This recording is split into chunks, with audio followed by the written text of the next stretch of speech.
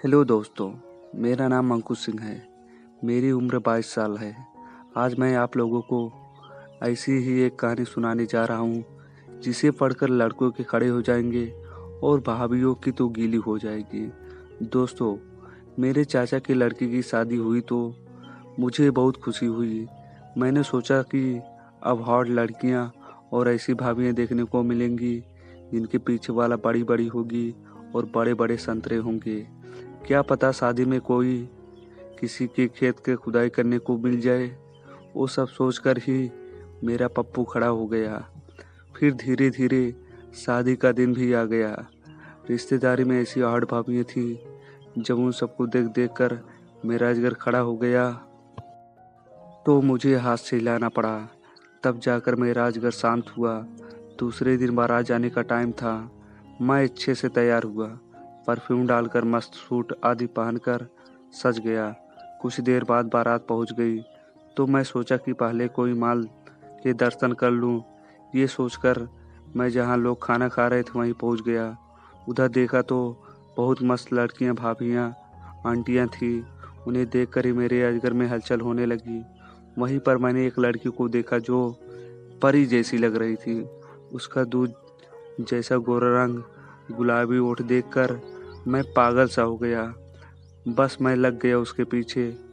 वो जहाँ भी जा रही थी मैं उसके पीछे पीछे चलता जा रहा था। उसका 34, 28, 36 का ऐसा फिगर कि लोग देखकर ही पागल हो जाएं। तो दोस्तों, जब मैं उसका पीछा करता रहा तो उसको मुझ पर शक हुआ। वो एक साइड में चली गई तो मैं भी उसके पीछे चला गया। अब उसने पूछ ही लिया कि आप मेरा पीछा क्यों कर रहे हो। मैंने उससे कहा, आप बहुत खूबसूरत हो।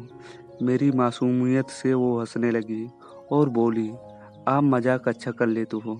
मैंने कहा, मैं मजाक नहीं कर रहा हूँ, सच बोल रहा हूँ, आप बेहद खूबसूरत हैं। उसने मुझे थैंक यू बोला। फिर हमारी बातचीत होने लगी। आप दूल्हे के क्या लगते हो? मैंने बताया, मैं दूल्हे का भाई हूँ। और आप कौन हो? उसने भी बताया कि मैं दुल्हन की सहेली हूँ।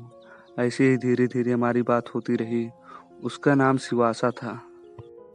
फिर दूसरे दिन जब बारात लौटने का वक्त आया तो मैंने शिवासा से उसका नंबर मांग दिया।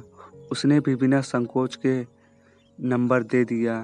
फिर हम दोनों अपने अपने घर आ गए। दूसरे दिन मैंने उसको कॉल की। हम लोगों की हंसी मजाक चलने लगा। एक दिन उसने पूछा, अंकुश तुम्हारी कोई गर्लफ्रेंड है? मैंने उससे कहा, अभी तक तो तुम्हारी जैसे मिली नहीं। तो वो हंस दी। फिर मैंने भी उसके बॉयफ्रेंड के बारे में पूछा तो उसने बताया, मैं सिंगल हूँ। मैं मन ही मन बहुत खुश हुआ कि रास्ता साफ है। एक दिन मैंने उसको प्रपोज कर दिया तो उसने कहा, मुझे कल तक का टाइम दो। अगले दिन मैंने उससे पूछा तो उसने कहा, अंकुश मैं भी तुमसे प्यार करने लगी हूँ। मुझे इतनी खुशी हुई कि मैं वहीं पर उछलते हुए नाचने लगा। अब हम दोनों प्यार मोहब्बत की बातें करने लगे। धीरे धीरे हम लोग फ़ोन पर एक दूसरे को किस देने लगे। रोमांटिक बातें करते करते हम दोनों बहुत गर्म हो जाते थे। एक दिन मैंने कहा, शिवासा अब मैं तुम्हें पाना चाहता हूँ।